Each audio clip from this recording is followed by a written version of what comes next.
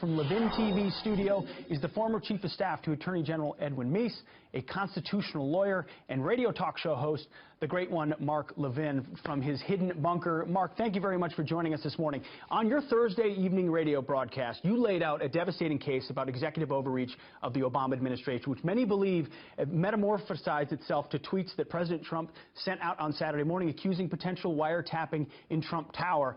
We want to give you a case here this morning to lay out what you know about it, the evidence you have for the potential executive overreach of the Obama administration. Well, pleasure to be here. The evidence is overwhelming. This is not about President Trump's tweeting. This is about the Obama administration's spying. And the question isn't whether it's spied. We know they went to the FISA court twice. The question is, who did they spy on? The extent of the spying. That is, the Trump campaign, the Trump transition, Trump surrogates. And I want to walk you through this, the American people. Exhibit 1. Exhibit 1. This is all public. Head Street. 2 separate sources with links to the counterintelligence community have confirmed that the FBI sought and was granted a Foreign Intelligence Surveillance Act court. This is spying. In October, giving counterintelligence permission to examine the activity of, quote, U.S. persons in Donald Trump's campaign with ties to Russia. Let me go on. This isn't me. They say the first FISA request, sources say, named Trump, was denied back in June, denied by the court. But the second was drawn more narrowly and was granted in October after evidence was presented of a server possibly related to the Trump campaign and its alleged links to 2 banks.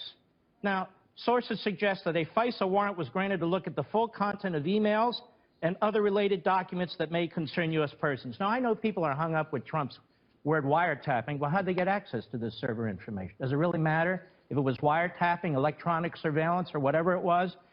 Exhibit 2, The Guardian, a well-known right-wing British paper. Here it is. Quote, The Guardian has learned the FBI applied for a warrant from the Foreign Intelligence Surveillance Court over the summer in order to monitor 4 members of the Trump team suspected of irregular contacts with Russian officials. Keep in mind, this is during a presidential election. The sitting president, the incumbent party, is now investigating the presidential candidate of the Republican Party and his campaign to some extent. The FISA court turned down the application asking FBI counterintelligence investigators to narrow its focus. According to one report, the FBI was finally granted a warrant in October. Exhibit 3, McClatchy, another well-known right-wing newspaper. Here they have the agencies. Headline, FBI, 5 other agencies, 5 other Obama administration agencies probe possible covert Kremlin aid to Trump. The FBI and 5 other law enforcement intelligence agencies have collaborated for months in an investigation into Russian attempts to influence the November election, including whether money from Kremlin covertly aided presidential-elect Donald Trump. 2 people familiar with the matter said the agencies involved in the inquiry are the FBI, the CIA, the NSA, the Justice Department, the Treasury Department's Financial Crimes Enforcement Network, and representatives of the Director of the National Intelligence. Are you telling me Barack Obama didn't know what was going on in 6 agencies? As you hold go on, hold on. Okay, keep going. I'm not done. I need to make the case because the media seems to be confused about their own reporting. New York Times, another well-known liberal outlet, intercepted Russian communications, part of inquiry into Trump associates, January 19. The FBI is leading the investigations, aided by the NSA, the CIA, Treasury Department's Financial Crimes Unit. The investigators have accelerated their efforts in recent weeks, but have found no conclusive evidence of wrongdoing. Listen to this. One official said intelligence reports based on some of the wiretap communications have been provided to the White House. This is the New York Times, another right-wing outlet. 4. Another right-wing outlet, Let's continue. New York Times again. NSA gets more latitude to share intercepted communications. In the final days of the Obama administration, the administration has expanded the power of the NSA to share globally intercepted personal communications with the government's 16 other intelligence agencies before applying privacy protections. Now, why would they do this on the way out the door? Well, March 1, Exhibit 6, Obama administration rushed to preserve intelligence of Russian election hacking. In the Obama administration's last days, listen to this, some White House officials scrambled to spread information about Russian efforts to undermine the presidential election and about possible contacts between associates of President-elect Trump and Russians across the government. I'm not done. Exhibit 7, New York Times. Flynn is said to have talked to Russians about sanctions Trump took office. Well, where'd they get this information? Well, Mark, you know, the FISA court, they're always monitoring the Russian ambassador, and so how do we know that? Maybe they are, maybe they're not, but there's an awful lot of other activity. Sure. Here we have Washington Post, one more, Washington Post, March 2nd. U.S. investigators have examined contacts Attorney General Sessions had with Russian officials during the time he was advising Donald Trump's campaign. The focus of the U.S. counterintelligence investigation has been on communication between Trump campaign officials and Russia. Listen to this. The inquiry involving Sessions is examining his contacts while serving as Trump's foreign policy advisor in the spring and summer of 2016. This has been going on for a year. Well, Mark, now, as you do on your radio program, you lay out a devastating case based on public documents, as you point out, and not right-wing sources, but mainstream left-stream sources. How confident are you that this investigation, which was on so-called Russian hacking, but now the White House says this morning will be broadened to looking into executive overreach, how confident are you they will find something there? I don't know, but they already found something. The issue isn't whether the Obama administration spied on the Trump campaign or transition or certain of its surrogates. The issue is the extent of it. They went into court a second time. They were so aggressive. They waited 4 or 5 months. They go back in October, weeks before the general election. They narrow their request. All of a sudden, we have leaks coming out on Flynn. Then we have a horrible meeting that took place between Sessions and so forth.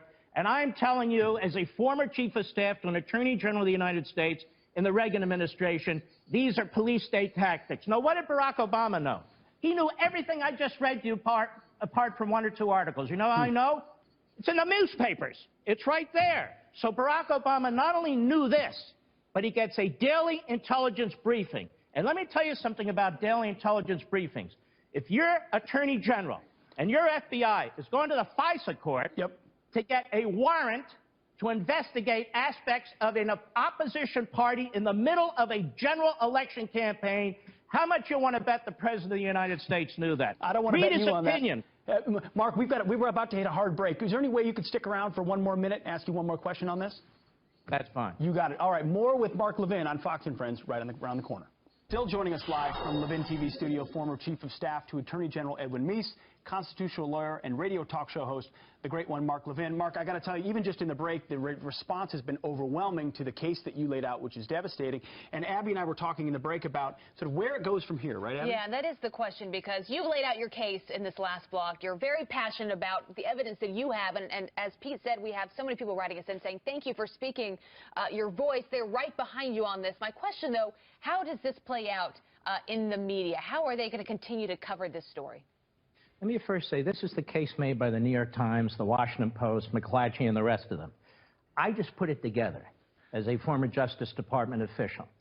And Donald Trump here is being attacked for what he tweeted. Donald Trump is the victim. His campaign is the victim. His transition team is the victim. His surrogates are the victim. These are police state tactics. I am telling you this as a former chief of staff to an attorney general. If this had been done to Barack Obama, all hell would break loose. And it should. And Barack Obama's statement is pathetic. Mark. Let me just say this. Where does it go from here? They ought to release both FISA court applications where they sought the warrant. The one in the summer and the one in October. So we know exactly what they were doing. That's number one. Number two, Congress needs to see the daily presidential intelligence briefings over the past year or so. Those are the beginnings of a serious investigation. Number three, for the Republicans in Congress, you control the majority. If the Democrats do not want to assist, and they won't, because I'm starting to think Chuck Schumer and the others are participating in all this cover-up activity, then plow ahead without them. But this is important to the country. We cannot have a sitting presidential administration unleashing 6 federal agencies, intelligence and law enforcement. I don't mean the president personally sitting there and saying, you know what, Valerie, Let's go get him. Obviously, the Attorney General and the FBI were involved in this. This is how you get a FISA court application prepared and submitted. Do you think former President Obama was involved in this? And if so, how much was he involved? I'm not Nostradamus here. I just think that we ought to find out. But I will tell you this. He's more involved than he says. I mean, it's his executive branch. It's his Justice Department. Mine's been the IRS. All of a sudden, the IRS is targeting American citizens. I don't know anything about it. We have reporters, including James Rose in the AP, where the Obama administration did more investigations of reporters than any administration in American history. They're quite capable of these things. But it doesn't matter.